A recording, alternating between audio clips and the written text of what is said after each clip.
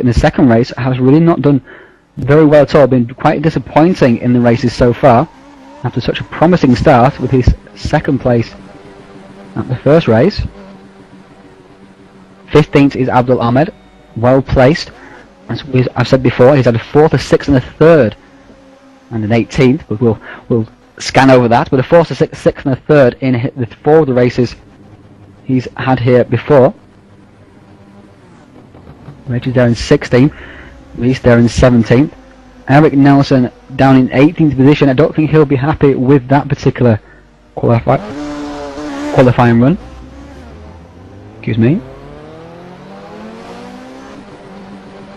Matthias Klein for Bonnegard Ultimate back in 19th, again he'll be disappointed with that, and Stefan Werner and Dasbury. Emil Sarborg in 22nd, just newly promoted from Server 2, driving for Waterblue Racing.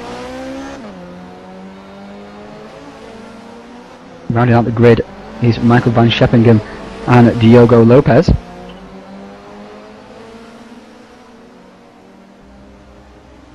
Pitting will be oh so crucial here. Those of you familiar with oval racing will know that coming off the banked oval onto the flat apron is extremely difficult, especially when you're doing it at speed.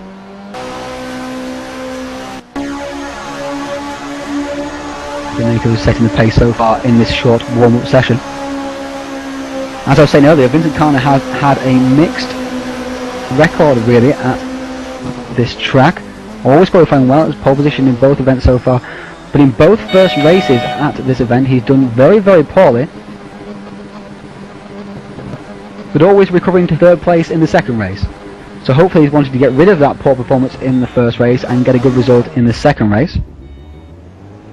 23rd and the 17th is his record in race 1 in these particular events.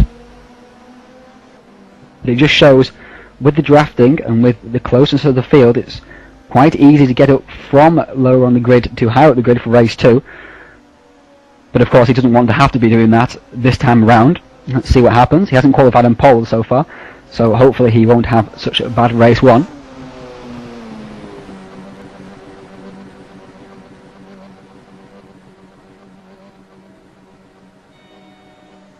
Two minutes to go in this session. A reminder that the ATCC round 4 is next week.